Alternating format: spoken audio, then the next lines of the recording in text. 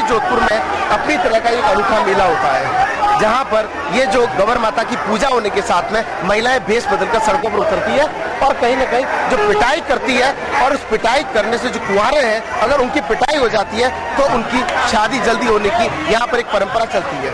और बदले जमाने के हिसाब से अब तो यहाँ पर शादीशुदा भी पिटने आने लगे हैं। कैमरामैन शिव सिंह के साथ राजीव गौर, न्यूज जोधपुर।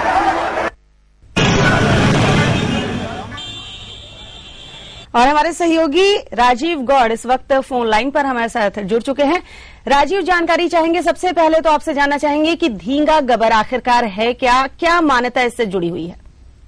देखिए, धींगा गबर राजस्थान की सांस्कृतिक राजधानी जोधपुर का जो सुहागिन जो महिलाएं होती हैं उनके लिए विशेष रूप से जो 16 दिन तक पूजा अर्चना करती हैं, उसके बाद में मेले के रूप में निकलती है। तो एक गौर माता जो बैठती है उसकी पूजा अर्चना करती है, तो हाथ में बैत लेकर निकलती है। ऐसी परंपरा है कि अगर जो कवारे हैं उनके अगर बैत पड़ जाए तो उनकी शादी जल्दी हो जाती है। ऐसे सैकड़ों घर भरे पड़े हैं, तो साल में एक बार मेला आता है और जब हजारों की संख्या में युवतियां, महिलाएं और पुरुष उसमें निकलते हैं। और अब ये जो परंपरा है अभी भी जिंदा, 7 समुद्र पार से विदेशी सैलानी तक यहाँ आते हैं। सीता राजीव, कब से ये परंपरा चली आई है? ये जो बेत लेकर महिलाएं निकलती हैं, सुहागिन जो होती हैं, वो अगर वैसे युवकों को बेत मार दे जिनकी शादी अभी नहीं हुई है, उनकी शादी जल्द हो जाएगी, कब से ये मान्यता चली आ रही है? इसके पीछे आखिर वजह क्या थी बेत लेके निकलना? क्या ये पहले से इस तरह की परंपरा रही है या फिर कुछ इसमें बदलाव आए हैं उसके बाद इस तरह से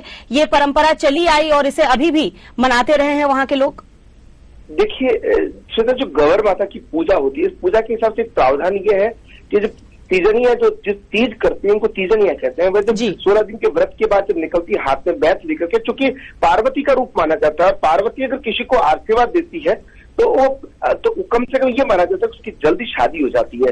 तो एक परंपरा इससे जुड़ी हुई है। तो महिलाएं इस रात को, पूरे महिलाओं का राज होता है, रात को 10 बजे से लेकर के सुबह 4 बजे तक सड़कों पर महिलाएं वेश बदल करके, भगवान शिव है, राम है, श्री कृष्ण है, हनुमान जी है, और जो आधुनिक रूप उनमें महिलाएं पेश आती है, हाथ में बैत होती है। मंचलों को तो जम के पिटाई करती हैं, मगर बैत की हल्का सा जो एक सिंबॉलिक होता है, अगर किसी के लग जाए तो उसकी शादी जल्दी हो जाती है। और ये परंपरा बरसों से चल रही है, पीढ़ियों से ये सब त्योहार है जो मनाया जाता जा रहा है। और गौर माता की पूजा से चूंकि जुड़ा हुआ है, तो इसका जो एक दूसरा पुट यह भी है कि कहीं ना कहीं माँ का आशीर्वाद मिल जाता है, जिनकी शादी किसी अड़चन की वजह से नहीं होती है तो हो जाती है। श्वेता। राजीव, कुंवारे लड़कों की बेत से पिटाई होती है एक तरह से, लेकिन जिस तरह से आपने बताया पीढ़ियों से परंपरा चली आ रही है, जिन लड़कों की शादी किन्हीं वजह से नहीं हो पा रही है, अगर उन्हें बेत पड़ जाए तो उनकी शादी जल्द हो जाती है। लेकिन आज के समाज में अगर हम बात करें परिप्रेक्ष्य में, तो ऐसे भी शादीशुदा मर्द हैं जो इसमें बेत खाने पहुंच जाते हैं, भगवान को भी धोखा देने पहुंच जाते हैं।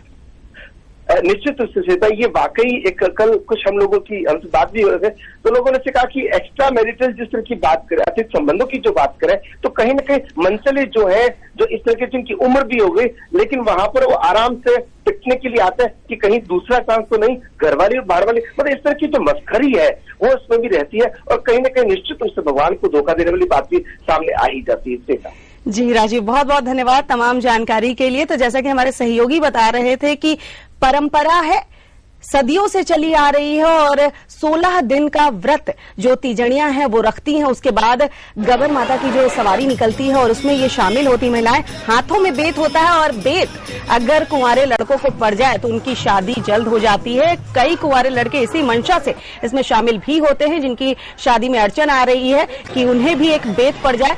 लेकिन अगर कुल मिलाकर देखा जाए तो कहीं ना कहीं महिला सशक्तिकरण की भी छवि दिखाई देती है। इस तरह का जो आयोजन होता है, सदियों से परंपरा चली आ रही है, महिलाएं राज करती हैं और पुरुष शौक से पिटते हैं। खबरों का सिलसिला आगे भी जारी रहेगा। फिलहाल खास खबर में वक्त हो चला एक छोटे से विराम का, जल्द हाजिर होते हैं।